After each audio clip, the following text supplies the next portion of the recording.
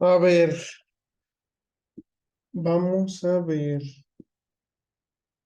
Déjenme, les pongo. ¿Cuál es? ¿Sí está, no? ¿Esto? ¿Esto? Sí, aquí está. Entonces, terminamos la clase pasada viendo un poquito lo que son las similitudes de entre los fenómenos de transporte. Si lo siguen viendo lo mismo, ¿verdad? Sí. ¿Tienen alguna duda de esta parte? De lo que vimos la clase pasada, que fue un poquito ¿cuáles eran bueno, vimos un poquito la introducción de cuál es la importancia de la dinámica de fluidos, vimos un poquito de los mecanismos de transporte y las similitudes entre los distintos fenómenos. Ahorita el que nos interesa es momentum, sobre todo, pero no está de más saber que hay muchas similitudes entre sí. ¿Ya hasta aquí alguna duda?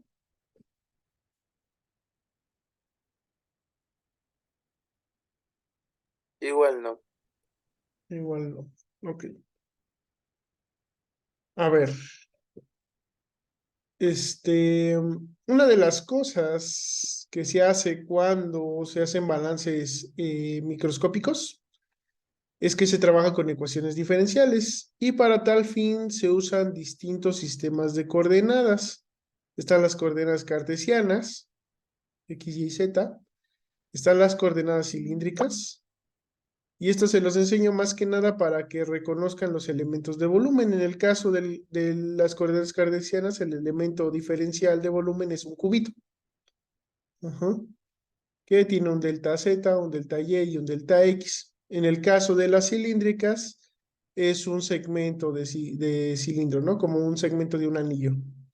Entonces, este segmento tiene un cierto espesor radial, delta R, una cierta espesor axial, delta Z, y tiene un componente angular que es R por delta de ángulo. ¿Por qué es R por delta de ángulo? Porque cambia dependiendo de qué tan cerca o qué tan alejado del eje, del eje esté. Entre más cercano al eje, el radio cuánto vale. Más o menos, si se acerca al eje. ¿El radio es más chico o más grande? Más chico no. Sí, es más chico, Sí. exactamente. Entre más nos acercamos a este eje, el radio es más chico. Entonces, este elemento de volumen se deforma, se va haciendo cada vez más pequeñito este arco. Ajá. Entre más nos acerquemos, entre más nos alejemos, este arco se hace más grande. De tal manera que si nos alejamos lo suficiente, a veces podemos llegar a tener algo muy similar a las coordenadas cartesianas. Eso es importante que lo entiendan, ¿no?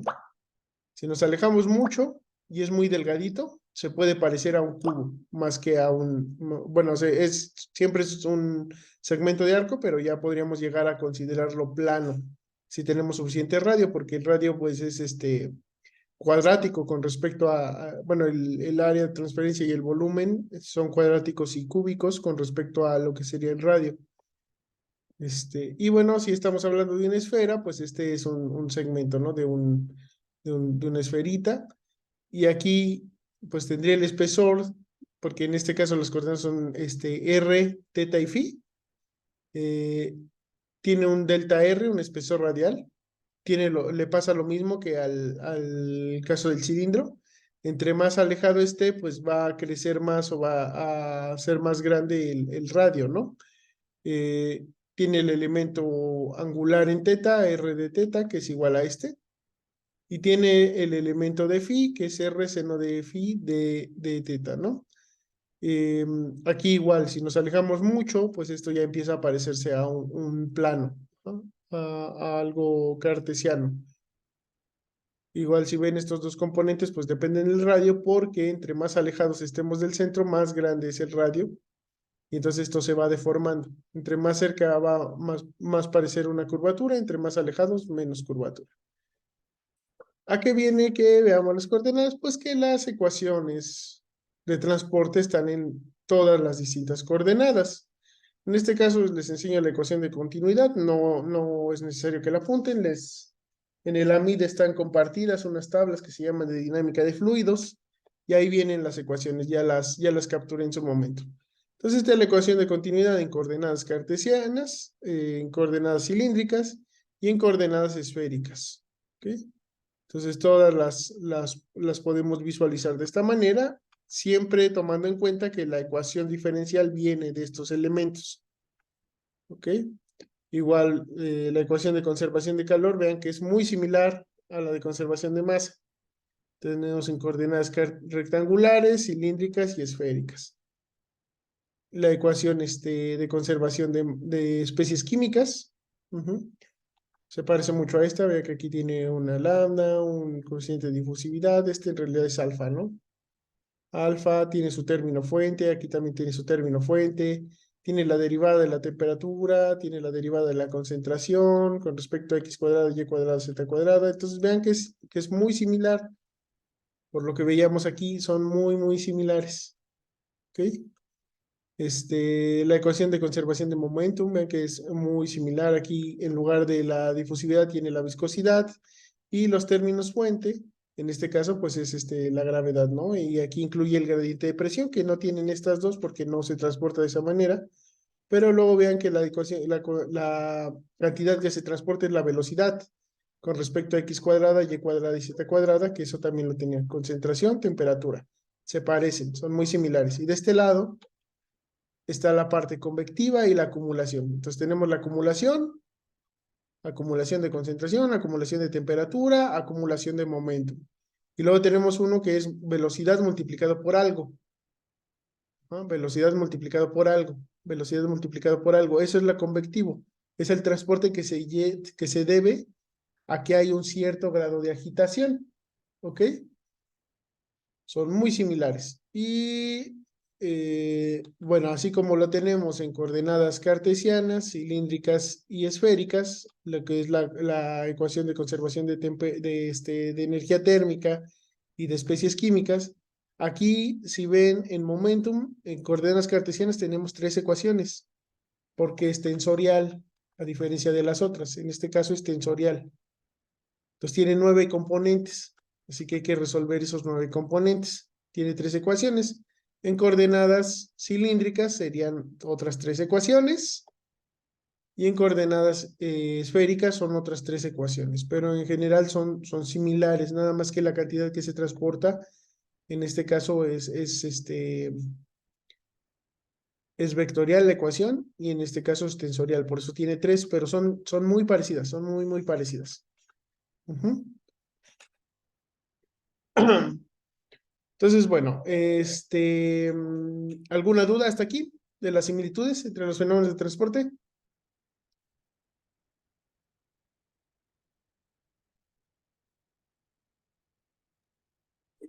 Creo que no, profe.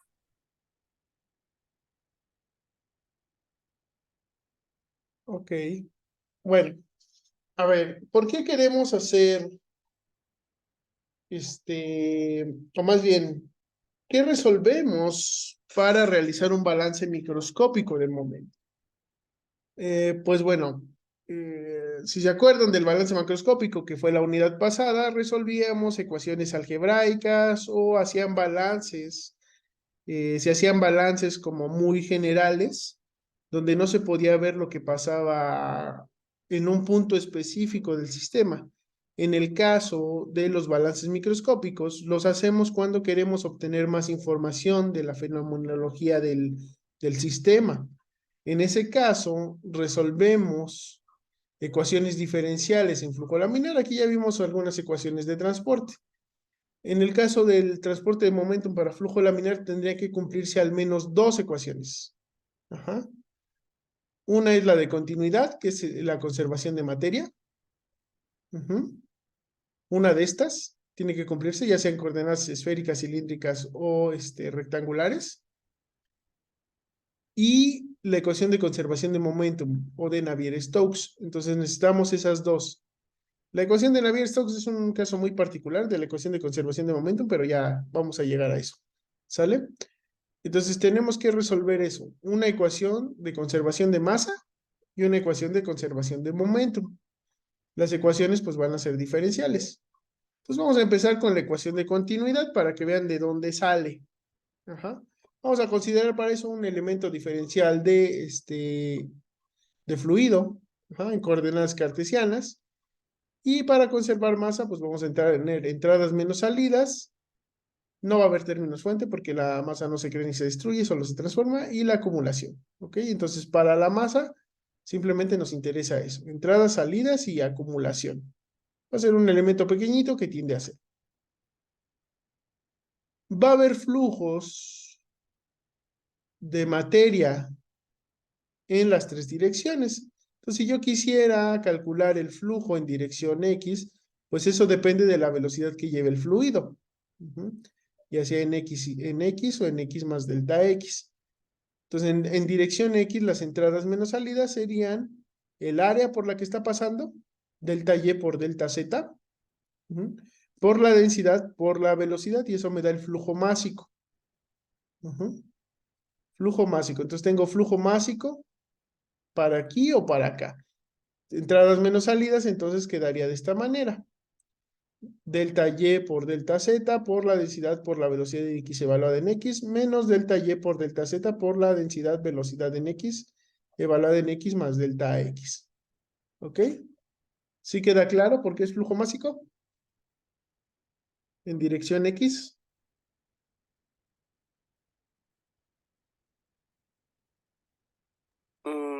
Creo que sí. Ok. Luego, así como tenemos flujo másico en dirección X, pues aquí podríamos tener flujo másico en dirección Y. No significa que lo tengamos siempre, ¿no? Es una cantidad que hay que considerar, ¿no? Y en dirección Y, la área, pues, sería delta X por delta Z. Y sería densidad por la velocidad en Y, evaluada en Y, menos el área, que sería delta X por delta Z, por la densidad por la velocidad en Y, evaluada en Y más delta Y. Entonces tenemos la diferencia de lo que entra con lo que sale. Si tuviéramos una inversión en el flujo, pues esto simplemente pues se invertiría el signo, ¿no? O sea, no hay ningún problema. No significa que siempre tengan que ir hacia afuera las flechitas, pero bueno, así las representé porque pues es un poquito más claro, ¿no? Entonces, aquí en Y también tendríamos el flujo másico. Este sería flujo másico en X, flujo másico en Y. Y lo tenemos en Z y tiene la misma forma, el área por la que está pasando, por la densidad, por la velocidad. El área entonces sería delta X, delta Y, densidad por la velocidad. Que ese sería el área, ¿no? Delta X por delta Y. Entonces así tendremos esta área por la densidad, por la velocidad. Y eso me da el flujo másico en dirección Z. Entonces tengo flujo másico en X, flujo másico en Y y flujo másico en Z. Y además está la acumulación, que la acumulación es cómo cambia la masa con respecto al tiempo y la masa sería la densidad por el volumen, que en este caso el volumen es delta X, delta Y por delta Z. ¿Ok?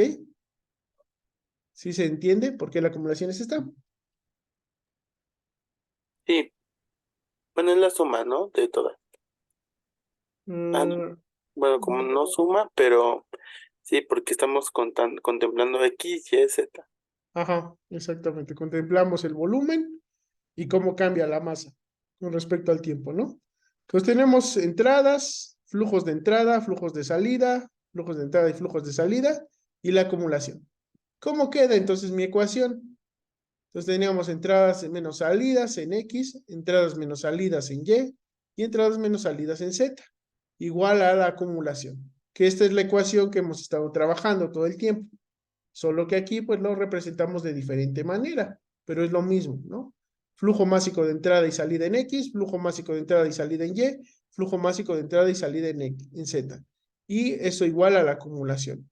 Ahora, como es un cubo infinitamente pequeño, vemos que aquí se repite mucho delta Y por delta Z, delta X delta Z, delta X delta Y, aquí también tenemos el volumen diferencial. Entonces, si dividimos todo por unidad de volumen, nos quedaría de esta manera la ecuación, ¿no? Vean aquí que la acumulación ya quedó como la derivada de la densidad con respecto al tiempo. Entonces, esto sería el cambio en masa por unidad de volumen. Ajá. Aquí igual sería el flujo másico por unidad de volumen, que se vuelve el flux másico, ¿no? Y vean esta forma que tenemos aquí, ¿no? Densidad por la velocidad en x evaluada en x, menos densidad por la velocidad en x evaluada en x más delta x sobre una diferencial de x. Ajá. Aquí también tenemos lo mismo, tenemos una función evaluada en y, una función evaluada en y más delta y entre su diferencial, y aquí una función de z evaluada en z y en z más delta z sobre su diferencial. Entonces tenemos estas tres. Ujú. Ahora, si yo considero el límite cuando esto tiende a cero, ¿esto qué sería? ¿Lo han visto en en algún lugar? ¿Lo reconocen? Una función evaluada en dos puntos dividida entre su diferencial, y sacado el límite.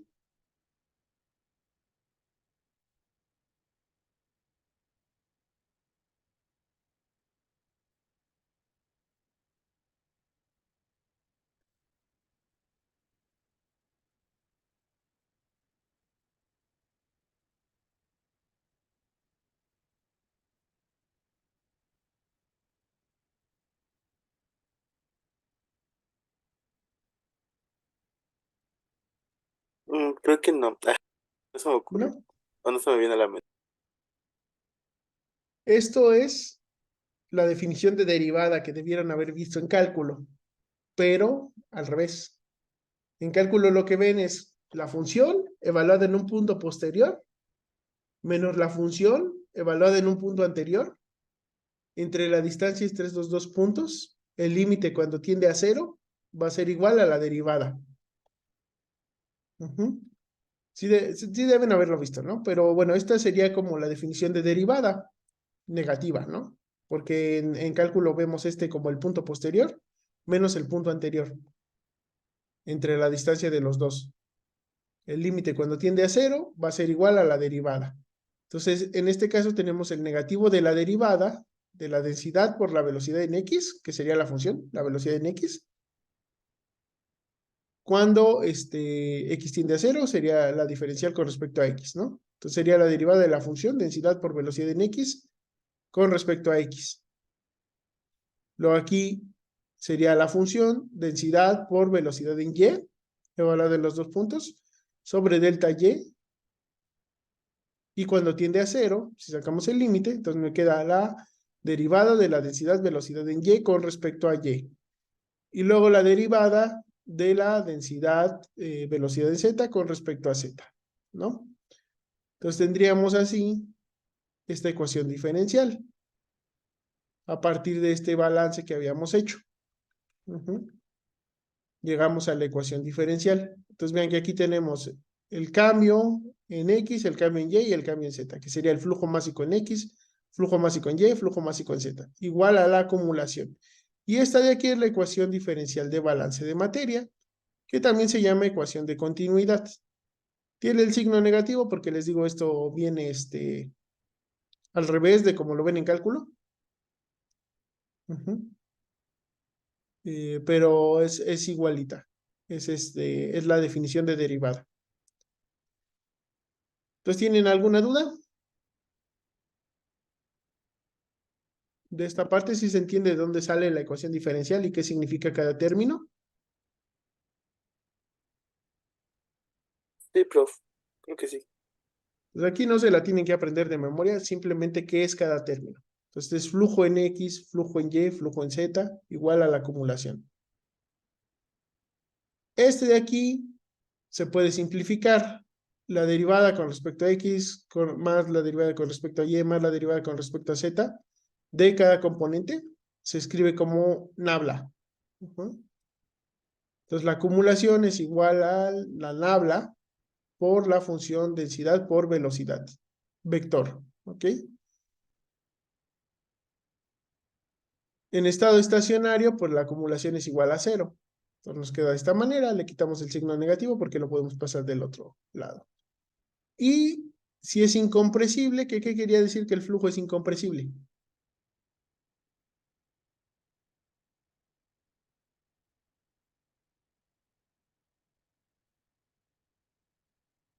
¿Se acuerdan cuál era la característica de un fluido incompresible?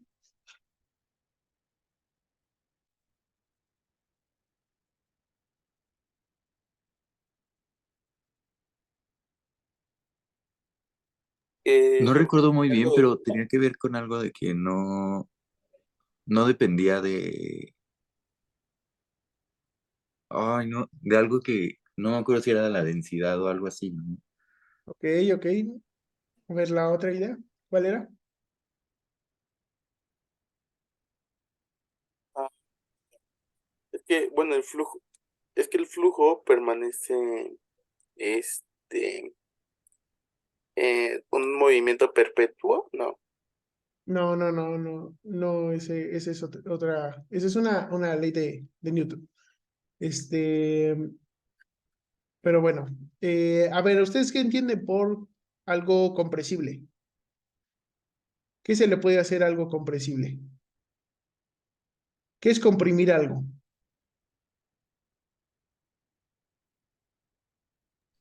Pues como deformarlo, ¿no? Más que deformarlo es apachurrarlo, ¿no? Apachurrarlo y que ocupe menos volumen. Si yo tengo la misma masa y cambio el volumen, ¿qué cambia? Su densidad, Su densidad. Entonces, cuando es compresible es que yo lo apachurro y cambia su volumen y por lo tanto cambia su densidad. En el caso del incompresible, ¿qué pasaría? ¿Lo puedo apachurrar? no, No lo puedo apachurrar. Entonces, su densidad, ¿cómo va a ser? constante, Constante, exactamente. Entonces, tenemos una densidad constante. Si esto es constante, lo puedo sacar de la diferencial, ¿no? Porque esta nabla, pues al final es una diferencial con respecto a x, y y z. Entonces, lo saco de la diferencial y entonces para un fluido incompresible la ecuación de continuidad es esta, que es muy sencillita, ¿no? La velocidad en x con respecto a x más la velocidad en y con respecto a y más la velocidad en z con respecto a z debe ser igual a cero. Entonces, esta es como la forma más sencilla de la ecuación de continuidad. Se puede simplificar un poquito más, pero bueno, con la que tienen que quedarse es con esta, ¿no? Ya esta simplificación, pues ya la pueden sacar ustedes cuando estén trabajando, que, si, que la densidad no va o que el estado es estacionario y entonces la acumulación se hace cero. O sea, llegar a esta es relativamente sencillo si entienden cuál es el concepto detrás de esta. Y bueno, la podemos tener en tres direcciones, en tres sistemas coordenados, en coordenadas cartesianas, en coordenadas cilíndricas y en coordenadas esféricas. Para sacarlas en estos sistemas, pues simplemente hay que hacer el balance sobre su propio elemento diferencial, ¿ok? Pues a ver, aquí lo que se tienen que acordar es qué es cada cosa. Entonces, este primer término, ¿qué era? ¿Flujo qué? El flujo en X, Flujo másico en X, ¿no? La diferencia de flujo de entrada y salida en X. Luego la diferencia del flujo másico de entrada y salida en Y, diferencia de flujo másico y de entrada y salida en Z. Entonces estos de aquí son entradas menos salidas. Ya consideran que va a haber un cambio y ese cambio es entrada menos salidas. Ajá, ya sea en X, Y o Z. Igual a la acumulación. Entonces este de aquí, si nos pasamos a coordenadas cilíndricas que son R, θ y phi, R, θ y Z, perdón, ¿qué sería este de aquí? Este primero.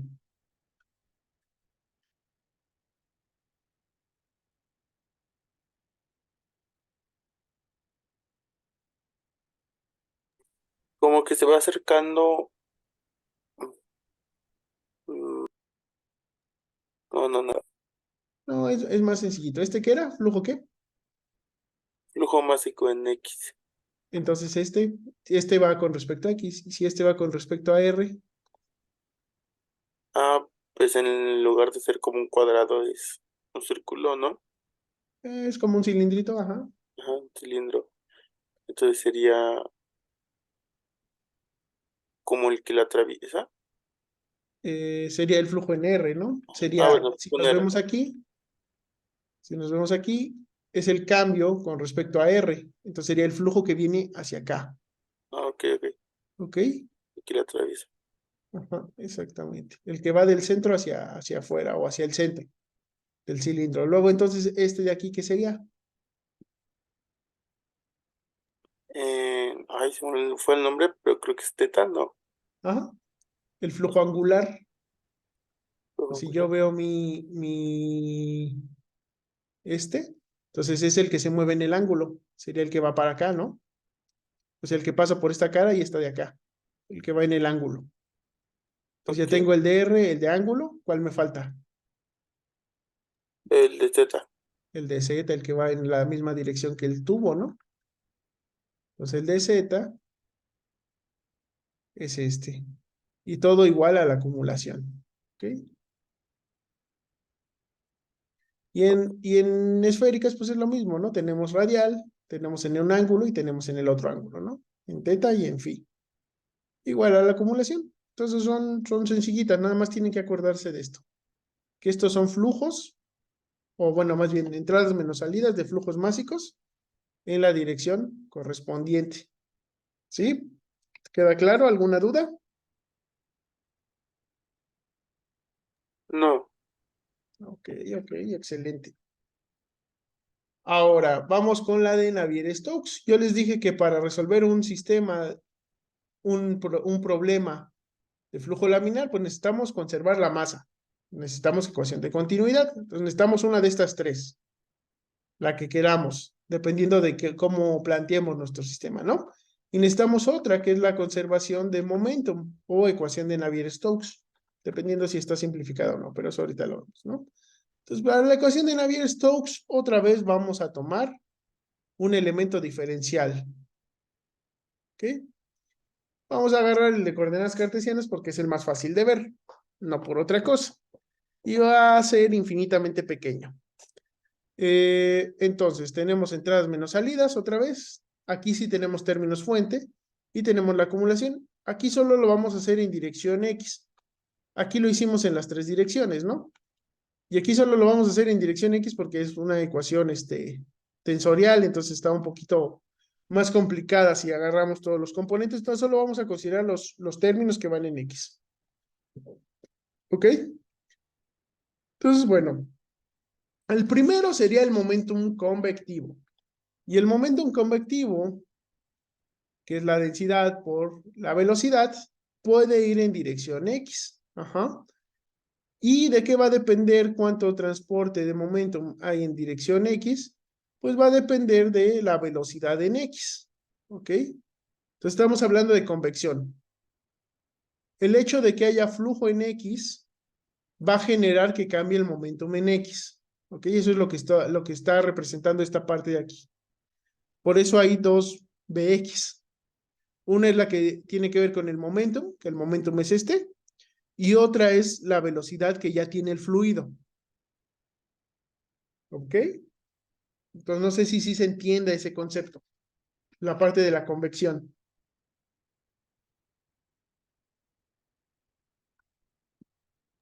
Creo que sí. ¿Sí? Entonces como ya se está moviendo, eso le pasa momentum al fluido, ¿sale? Es porque yo lo estoy agitando, porque hay un movimiento. Entonces el movimiento en X hace que cambie el momentum en X, ¿ok?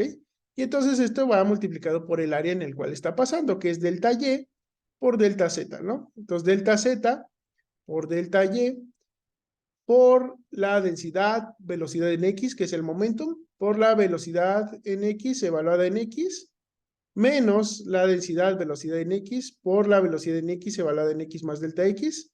Eso serían entradas menos salidas de momentum en X debido a la velocidad en X. Pero el momentum en X no solo se ve afectado por la velocidad en X, sino que también se va a ver afectado por la velocidad de las distintas direcciones. Entonces el momentum convectivo se va a deber a toda la velocidad que pudiera tener el fluido dentro de mi cubito. Entonces yo lo tengo en dirección X, lo tengo en dirección Y y lo tengo en dirección Z. ¿Ok? Entonces que es el momentum en X, se va a ver afectado por la velocidad que tenga el fluido en X, por la velocidad que tenga el fluido en Y y por la velocidad que tenga el fluido en Z. No siempre, no siempre, no siempre. Depende. O sea, si yo tengo un fluido en una sola dirección, pues no va a pasar. Pero si esto viniera como en diagonal, entonces sí, el momentum en X se ve afectado por el movimiento en las otras dos direcciones. ¿Ok? Entonces Entonces no sé si se entienda, estas entradas menos salidas convectivas. Esto es por el movimiento. El movimiento del fluido hace que cambie el momentum en X. ¿Sí se entiende?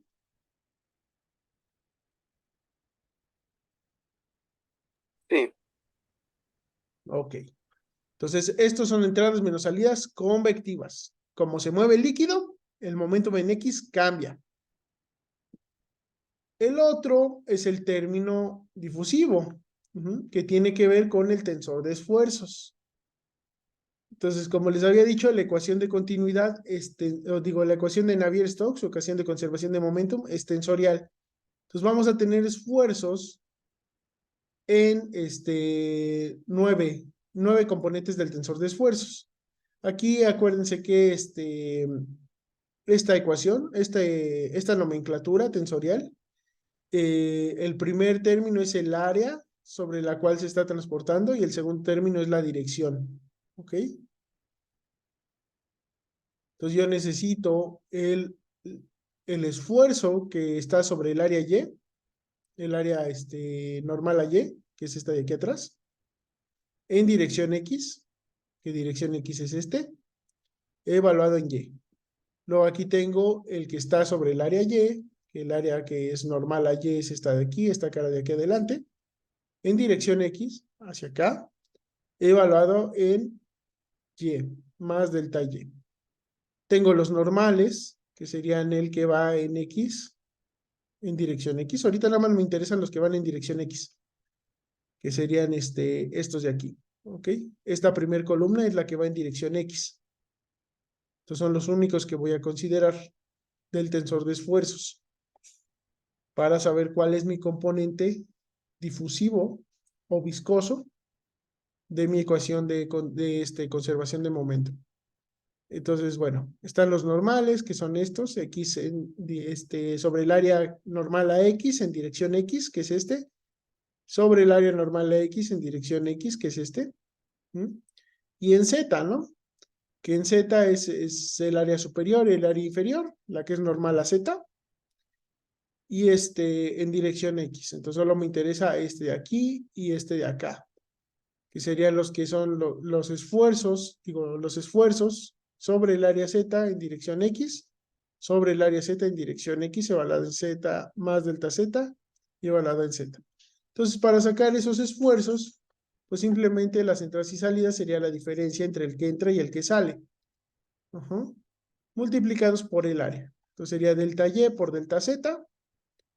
En el caso de dirección X sería delta Y por delta Z, o sea, este es delta Y por delta Z, entonces nos da esta cara, el área de esta cara, evaluada en X más delta, evaluada en X, y luego menos la que sale de acá, ¿no? Que sería esta cara de aquí atrás, que es delta Y por delta Z también, no está deformado mi cubo ni nada, y sería X evaluada en X más delta X, ¿no? O sea, son estas dos flechitas, nada más las que voy a considerar. Luego en Y solo voy a considerar estas flechitas verdes, esta de acá, y en Z solo voy a considerar esta flechita de acá, ¿no? Esta y esta. Entonces, de esa manera, pues, considero los esfuerzos sobre mi balance de momento. ¿Sale? ¿Tienen alguna duda?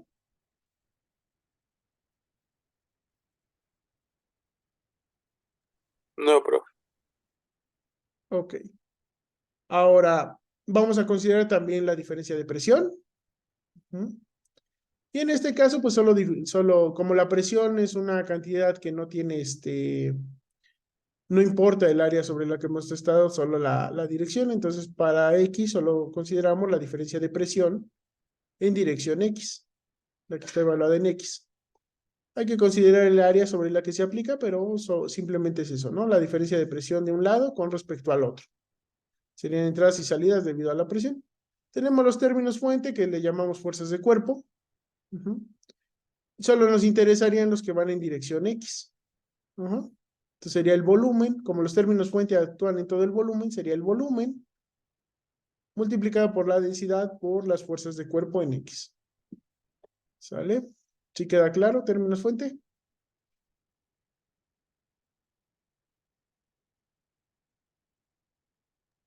Sí, Y finalmente terminamos con la acumulación, que la acumulación pues sería también por unidad de volumen, es el cambio en momentum con respecto al tiempo multiplicado por el volumen, ¿no? ¿Dudas hasta aquí?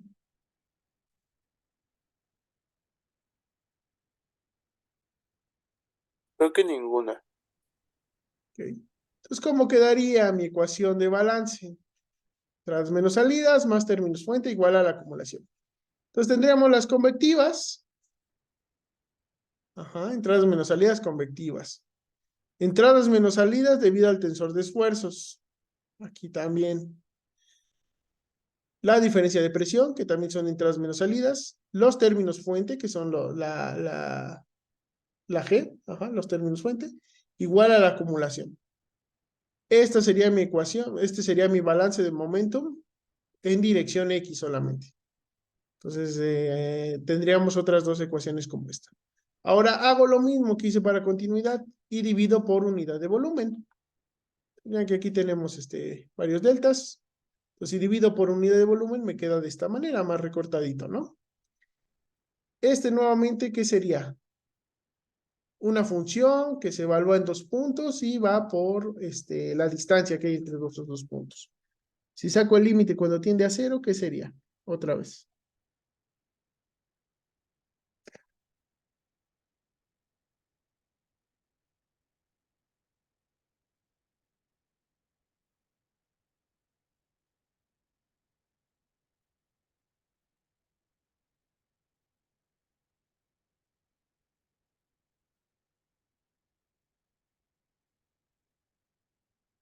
Ah, ya lo había dicho, pero se me fue. Lo olvidó. Eh, No, Diferencial. la La diferencia. definición de diferencial. ¿Ok? O de derivada. Entonces aquí, ¿qué teníamos? Momento convectivo en X. Ujú. Sería que el término convectivo debido a la velocidad en Y el término convectivo debido a la velocidad en Z. Aquí tendríamos el esfuerzo sobre el área X, el esfuerzo, este es el esfuerzo normal, este es el cortante en Y y el cortante en Z, esfuerzo cortante en Z, la diferencia de presión, términos fuente y acumulación. Entonces aquí, si yo hago la diferencial, pues me queda de esta manera, ¿no? Entonces tengo el término diferencial en dirección X, ajá, del momentum en dirección X debido a la convección, ¿no? Término diferencial del momentum en dirección X debido a la convección en Y. Término diferencial del momentum en X debido a el movimiento en dirección en Z. La derivada del esfuerzo aplicado sobre el área X en dirección X, que este es un esfuerzo normal. La derivada del esfuerzo aplicado sobre el área normal a Y en dirección X, que este es un esfuerzo cortante, y la derivada del esfuerzo aplicado sobre el área normal a Z en dirección X, que este también es un esfuerzo cortante. La derivada de la presión con respecto a X, los términos fuente en dirección X, igual a la acumulación de momentum en X, que es este de aquí, ¿no? Con respecto al tiempo. Y esta es la ecuación diferencial de balance de momento en dirección X. El mismo tratamiento que hicimos aquí, podemos hacerlo en dirección Y y en dirección Z. Vean que son igualitas. ¿Ok? ¿Qué alguna duda?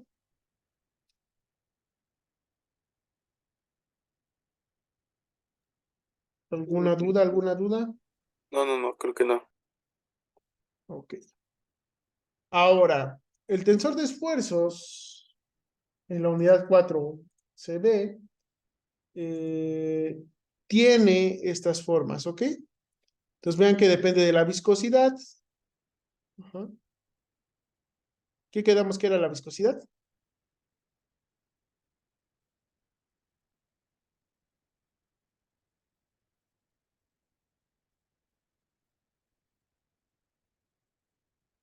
¿Qué me indica la viscosidad? ¿Qué tan bueno es qué?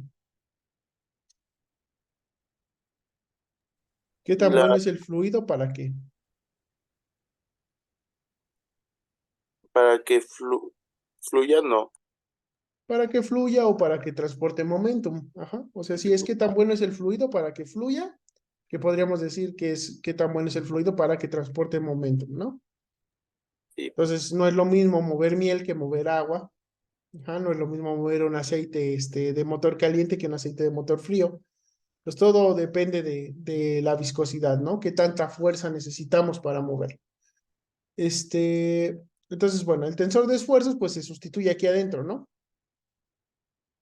Vean que adentro pues también tiene unas diferenciales. ¿Se acuerdan que la nabla pues es esta, ¿no? La derivada con respecto a X, Y y Z. Ajá, que ya la habíamos visto. Entonces, eso lo podemos sustituir dentro de mi ecuación y llegar ahora sí a la ecuación de Navier-Stokes, ¿ok? Que es la ecuación de conservación de momento, pero para un fluido incompresible y newtoniano. Y entonces simplifica bastante si el fluido es incompresible y newtoniano. Aquí ya no tenemos el tensor de esfuerzos, aquí ya tenemos la viscosidad multiplicada por el movimiento, ¿no? En X, Y y Z. Tenemos otra vez la diferencia de presión, tenemos otra vez el flujo convectivo, aquí la densidad salió porque es incompresible y el término fuente que considera la ecuación de Navier-Stokes es simplemente la densidad por la gravedad. Este término fuente también podríamos meterle otras cosas, ¿no? Podríamos meterle fuerzas electromagnéticas, podríamos meterle fuerzas boyantes, algunas otras cosas, ¿no? Pero en este caso, pues lo simplificamos. Entonces, esta es la que vamos a trabajar en el curso, la ecuación de Navier-Stokes, que es la versión simplificada de la ecuación de conservación de momento. Entonces va a ser en coordenadas cartesianas, tenemos la dirección X, Y y Z, para fluido incompresible y newtoniano. Entonces, incompresible, densidad es constante, por lo tanto salió de la diferencial, ajá, lo sacábamos. Y newtoniano, sale del tensor de esfuerzos la viscosidad, porque ya no va a depender del esfuerzo, ¿no? Entonces, si es una constante, entonces sale. Y de esa manera, pues llegamos a esta de aquí. ¿Ok? ¿Dudas de esta parte?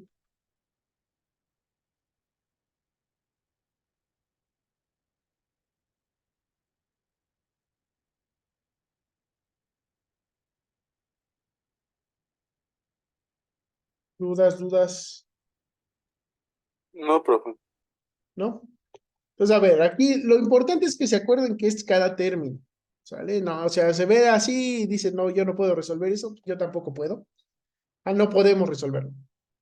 Y eso ya está como implícito, que no vamos a poder resolverlo para todos los sistemas, ni hay una solución analítica. De hecho, es uno de los problemas más importantes de matemáticas, poder resolver la ecuación de Navier-Stokes.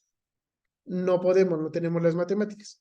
La resolvemos de manera numérica o simplificándola tanto que lleguemos a una ecuación diferencial que esté a nuestro alcance.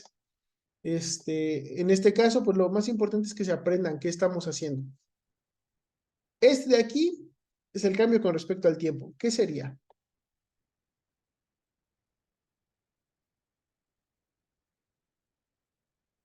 La derivada con respecto al tiempo, ¿cómo se llama?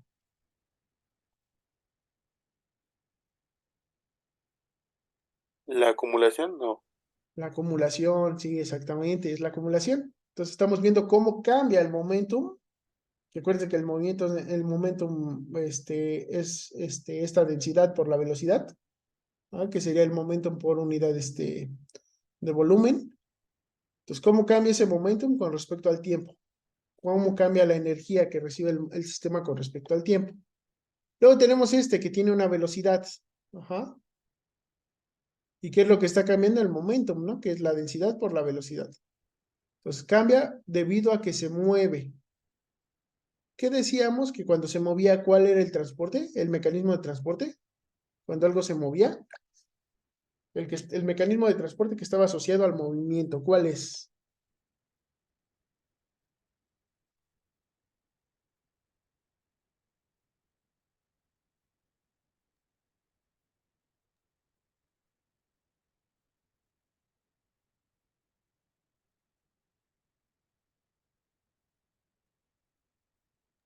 Mm, la fluidez, no. No, la fluidez, ¿no? Vamos a acordarnos. Entonces vimos las formas en las que se transportaba las distintas especies. Y entonces habíamos dicho aquí que el momentum podría ser convectivo o podría ser viscoso. Ujú. Convectivo era porque yo qué hacía para llegar a la convección.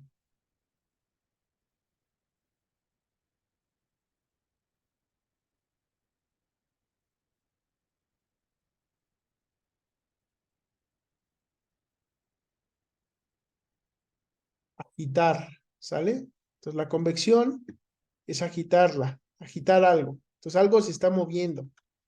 Entonces el mecanismo que está asociado al movimiento es la convección siempre. ¿Ok? Si algo se mueve, va a tener transporte convectivo. En el caso del momentum no es la excepción. Aquí tenemos un término que está asociado a la velocidad. Ajá.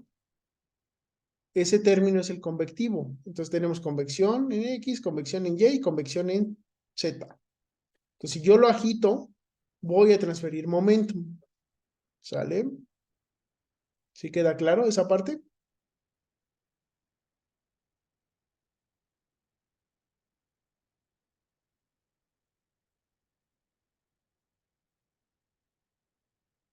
¿Queda claro? ¿Queda claro? Creo que sí. Entonces, son los términos convectivos. Convectivos. Hay agitación, hay transporte de momento. El término de acumulación, diferencia de presiones, es autoexplicativo, ¿no? Si hay una diferencia de presión, pues sí va a haber transporte de momento. Y luego aquí está el término viscoso o difusivo. Ujú. Entonces, este es el transporte debido a justamente esa viscosidad. ¿Qué tan bueno es el fluido para transportar ese momento? Y terminamos con los términos fuentes, que son la gravedad en este caso, ¿no? Entonces, lo que se tienen que acordar es eso. Acumulación, entradas menos salidas convectivas, entradas menos salidas por la diferencia de presión, entradas menos salidas difusivas o viscosas y términos fuente. ¿Ok? Es esta misma ecuación que hemos estado usando siempre. ¿Sale? Para que no se espanten. Es la misma, la misma, la misma. Es lo mismo. Solo tienen que acordarse que es cada cosita. No, no tienen que acordarse la ecuación de memoria. Entonces, como hay en dirección X, hay en Y y hay en Z. Si la vemos en coordenadas cilíndricas, pues está el componente radial, angular y axial. Y en esféricas, pues tenemos el radial y el de los dos ángulos. Pero todo significa lo mismo. Aquí tendríamos la convección, la acumulación, diferencia de presión, transporte difusivo y términos fuente. Aquí también, ¿no? Acumulación, convección, diferencia de presión, transporte difusivo y término fuente. ¿No? Entradas menos salidas, entradas menos salidas, entradas menos salidas, acumulación, término fuente. ¿Alguna duda hasta aquí?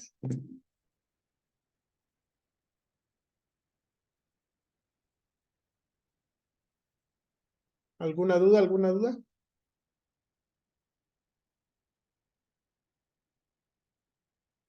¿Todo claro?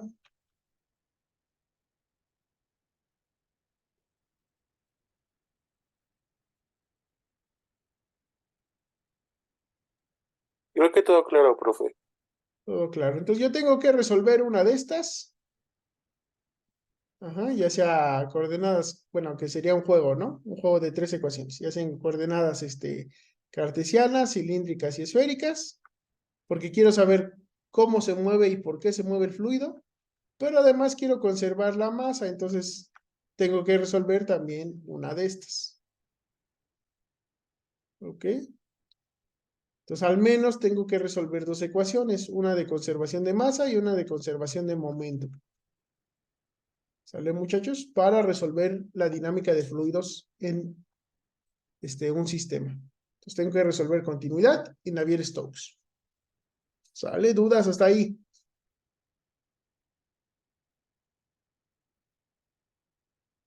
No, profe. Excelente. Ahora yo tengo que resolver esas dos. ¿Cómo las resuelvo?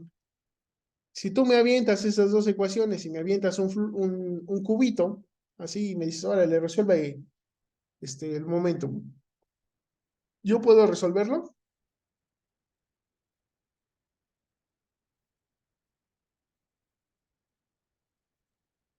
Mm, creo que no.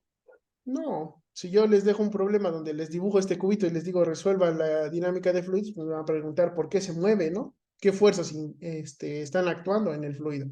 Yo necesito saber eso.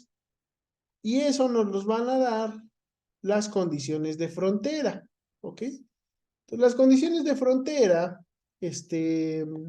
son regiones dentro del sistema donde nosotros tenemos conocimiento de qué está pasando, ¿ok?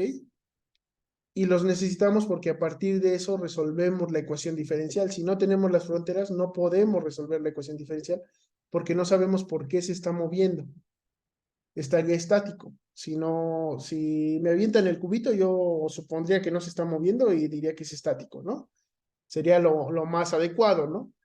Pero pues está libre, ¿no? Interpretación. Entonces yo necesito saber cómo se mueve o cómo se comporta más bien en lugares muy particulares. Entonces las condiciones de frontera son esos. Regiones dentro de mi dominio donde yo sé exactamente qué está pasando. También estamos condiciones iniciales a veces. ¿Por qué? Porque a veces la acumulación no va a ser cero. Si hay cambio con respecto al tiempo, yo necesito saber a partir de dónde parto para saber cómo va a cambiar. No es muy necesario en muchos sistemas, casi siempre se trabaja en estado estacionario, pero si yo quiero saber cómo evoluciona a lo largo del tiempo, pues sí necesito ponerle condiciones iniciales. Entonces, estas son para iniciar el cálculo. Las condiciones de frontera son para poder resolver el cálculo. Entonces, las condiciones de frontera son para cualquier modelo, cualquiera que yo plantee, yo necesito saber las condiciones de frontera, y las iniciales son para cuando está en estado transitorio, ¿no? Por ejemplo, aquí, en este trabajo, estaban resolviendo la dinámica de fluidos de un distribuidor de colada continua. Entonces vean que aquí tiene su accesorio para inhibir la turbulencia, tiene su entrada de lo que sería el metal líquido, tiene sus salidas, y tiene de este lado, pues, la forma, ¿no? Del Tonnage, ¿no? Entonces aquí tenemos distintas condiciones de frontera. Entonces lo primero que tenemos es que estas fronteras de aquí son paredes, ¿ok? Son paredes. Entonces, ¿qué sabemos? Cuando hay una pared, ¿qué sabemos? ¿Qué pasa?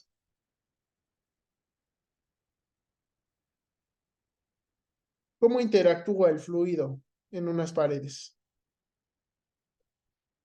Con una pared.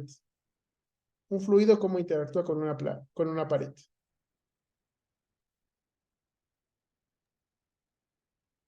Mm,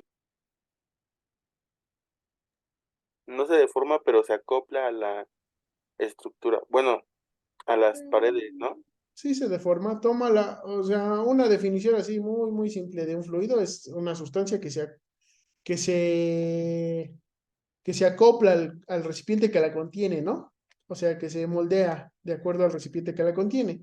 Entonces, justamente eso, o sea, esto de aquí va a contener el fluido.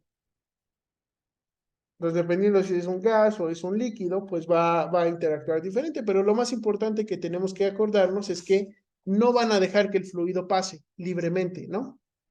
Tendría que ser un medio poroso, hay excepciones para todo, ¿no? Pero en general, una pared lo que va a hacer es que va a contener el fluido, ¿sí? ¿Están de acuerdo? Sí,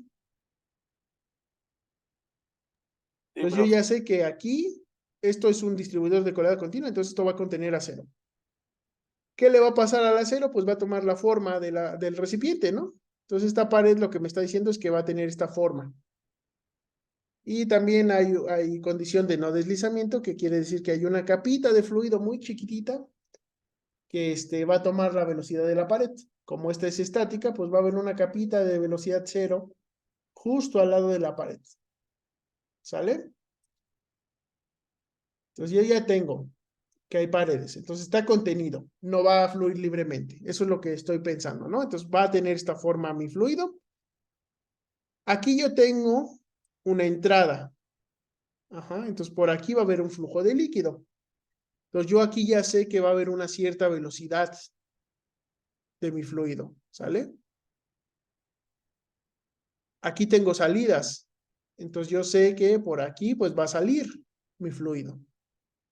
Entonces esa es mi otra frontera. Entonces hasta ahorita tengo fronteras, ¿no? Tengo paredes, tengo una entrada, tengo salidas y aquí arriba tengo otra salida. Ajá. Entonces está abierto a la atmósfera. ¿Qué va a pasar entonces? A ver, vamos a pensarlo. Y esto es la parte importante. Yo tengo que resolver esta ecuación para saber exactamente qué va a pasar. Pero como yo soy ingeniero, entonces yo puedo pensar antes de resolverla más o menos qué va a pasar. Entonces piensen conmigo. A ver, vamos a pensar. Por aquí está entrando metal. Ujú. ¿Qué va a hacer ese metal que está entrando? ¿Cómo entra? ¿En qué dirección? ¿Sale de lado? ¿Sale hacia arriba? ¿Qué hace ese metal que entra?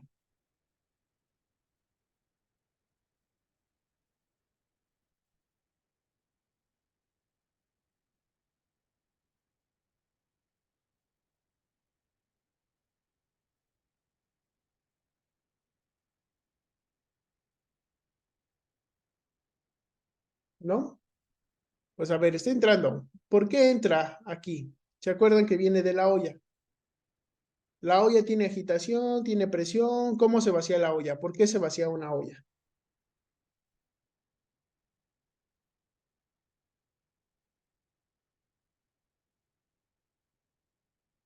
No sé si se acuerdan. En realidad lo único que hacemos es abrirle, ¿no? Entonces la olla se abre y entonces cae el fluido. ¿Por qué fuerza cae el fluido?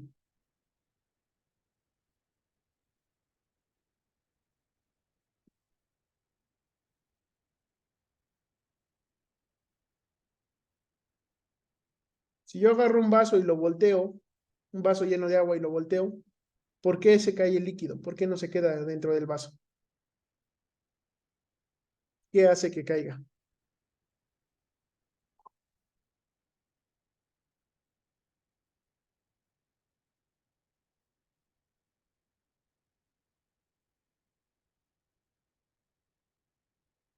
La gravedad, ¿no? Entonces, bueno, aquí está entrando por gravedad un líquido. Entonces está entrando por gravedad. ¿Qué va a pasar cuando llegue aquí al fondo? ¿Con qué choca? Choca, baja libremente, ¿qué hace?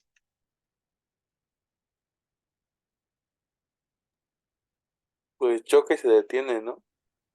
No necesariamente se va a detener porque es un fluido, ¿no? Entonces, Ah, bueno, tiene más fluido que lo está empujando. No puede detenerse. Entonces choca y se redirecciona. ¿Sale? Entonces lo que va a hacer es ir hacia acá, ¿no? Hacia los lados. Entonces baja por gravedad, choca con el fondo y se redirecciona. No puede detenerse porque si se detuviera, pues entonces empezaría a tapar esto, ¿no? Entonces físicamente pues sigue fluyendo, el fluido sigue fluyendo. ¿Por qué sigue fluyendo? Porque también se está vaciando al mismo tiempo, ¿no?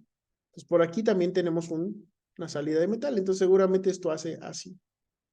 Ajá. Choca, se detiene, sale por acá. Entonces la pared no deja que pase, hay una región de no deslizamiento. Dependiendo de cuánto sea este flujo, si lo hacemos muy grande y la salida no alcanza a desahogar, pues lo que va a pasar es que se va a botar, se va a vaciar por arriba, ¿no? Eso es muy peligroso, no queremos que pase, que haya un acero líquido brotando de nuestro tóndich, entonces tenemos que controlar ese flujo. Entonces todo esto, cómo se va a mover, nos lo dicen las condiciones de frontera. Entonces para yo resolver mi ecuación de Navier-Stokes, necesito saber cómo se comporta en esos lugares, ¿no? En este caso, pues lo que pasa es esto, ¿no? Baja por lo que sería mi entrada de acero, ujú, choca con el fondo y vean que se redirecciona hacia los lados, ¿no? Para salir por este lado. Entonces, ¿cómo se resuelve realmente la ecuación de Navier-Stokes, ¿no? Para la mayoría de los problemas ingenieriles, pues tenemos que hacerlo de manera numérica. Pero bueno, lo importante que quiero que se queden es eso, que para yo saber cómo se mueve, pues necesito definir perfectamente cuáles son mis fronteras, ¿sí? ¿Queda claro esa parte?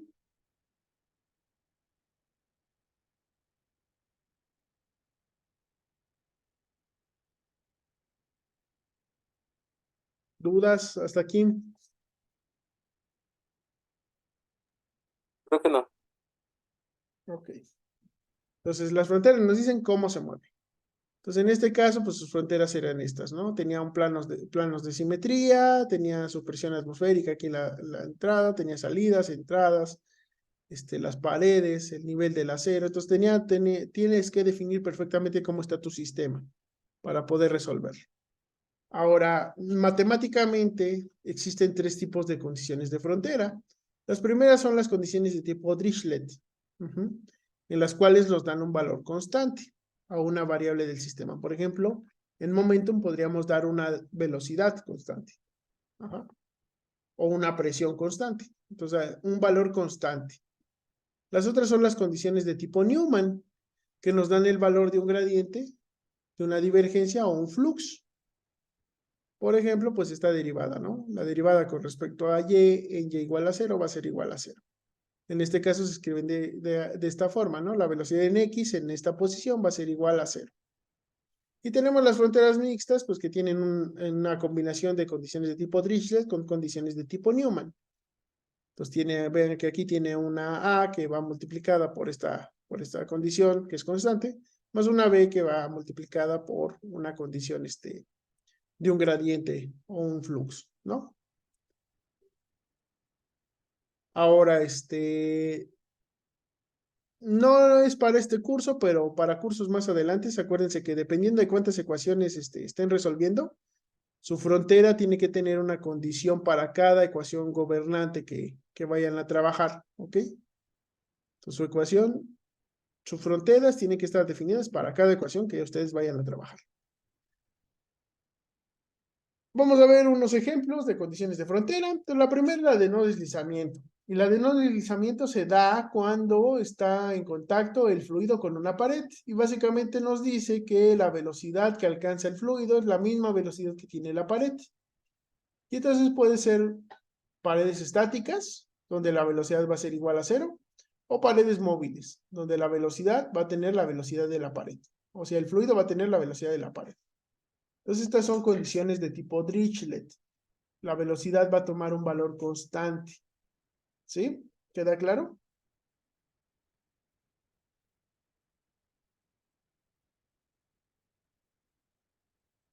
¿Queda claro? ¿Queda claro?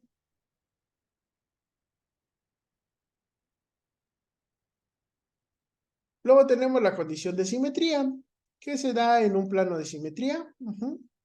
Y ahí es una condición de tipo Newman y básicamente lo que nos dice es que no se puede transferir momentum el mismo elemento a sí mismo, ¿no? Nos va a decir que la diferencial de una cantidad con respecto a la posición va a ser igual a 0, ¿ok? Entonces, esa es condición de simetría. Numéricamente se va a ver así. La derivada de la velocidad en y con respecto a x va a ser igual a 0 porque para este lado va a ser exactamente igual. Entonces no va a haber transferencia de momento, va a ser como un espejo. ¿Va? Entonces, esta es la forma matemática de escribirla, pero lo que nos describe es eso, que va a ser como un espejo. Está la condición de axisimetría, que es también de tipo Newman, y es para coordenadas cilíndricas. En ese caso es cuando tenemos simetría angular, entonces básicamente pues, lo que obtenemos es lo mismo, ¿no? Condición de simetría, pero sobre el eje. Tenemos condiciones de superficie libre, y esas condiciones de superficies libres se dan cuando hay un líquido en contacto con un gas, y es porque la viscosidad del líquido es mucho mayor a la del gas. La viscosidad y la densidad del líquido van a ser mucho mayores a la viscosidad y la densidad del gas. Entonces es difícil que el gas le transfiera momentum a lo que sería mi líquido, a menos que nosotros le metamos algún esfuerzo al gas, ¿no? Si metemos un jet gaseoso, pues ahí sí va a afectar, ¿no? Pero si solo es superficie libre, como dice aquí, o sea, simplemente está expuesto a la atmósfera, esa atmósfera difícilmente le va a transferir momentum a lo que sería mi líquido. En este caso estamos viendo una capa que cae, una capa de líquido que cae resbalando sobre una pared. Entonces, de este lado de la pared, pues, ¿qué condición tendría? de tipo Dirichlet, no deslizamiento. Del otro lado, que tiene gas, sería una condición de tipo Newman, que es condición de superficie libre, y básicamente pues tiene la misma forma que la condición de simetría. Entonces matemáticamente es igual, no va a haber transferencia de momentum de este lado con el otro. Aquí no va a haber transferencia de momentum del líquido con el gas. Entonces lo mismo.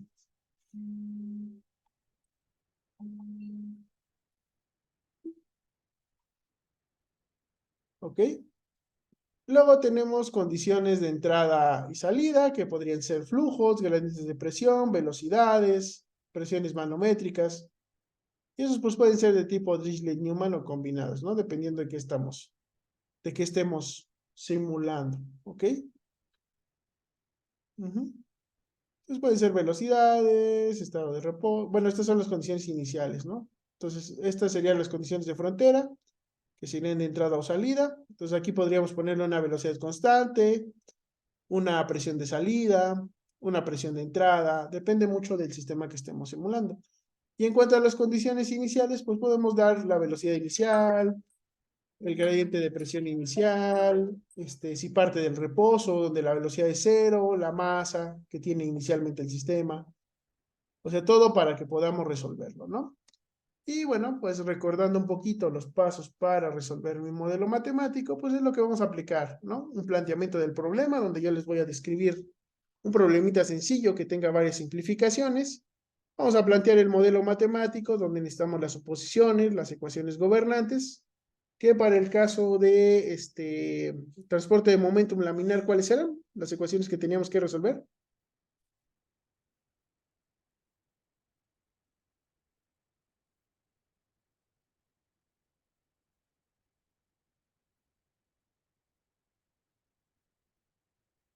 Era continuidad y Navier-Stokes, ¿ok? Tenemos las condiciones de frontera, condiciones iniciales, si son necesarias, si estamos en estado transitorio, si no, no las ponemos, y las propiedades de los materiales. Lo vamos a resolver. En este caso del curso se busca resolver una solución analítica. Ujú. Por lo tanto, pues vamos a tener muchas suposiciones en nuestros problemas, ¿no? Para llegar a resultados y analizarlos. Aquí no necesitamos ni el objetivo ni la introducción, simplemente eso, ¿ok? Y pues vamos a ver algunos ejemplos. No sé si tengan alguna duda hasta aquí.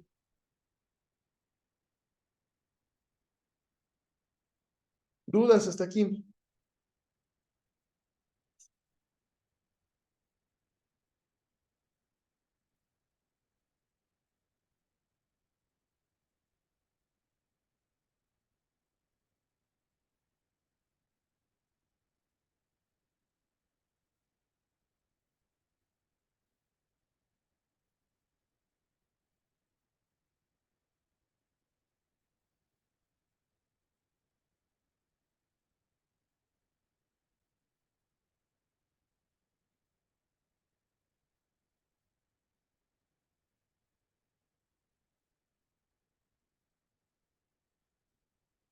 ¿Dudas, dudas? ¿Todo claro?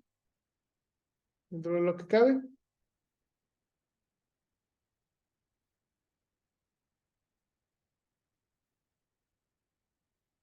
Bueno, pues si todo está claro, pues vamos a tomarnos 5 minutos, no, 15 minutos y regresamos. ¿Sale, muchachos? Nos vemos en 15 minutos.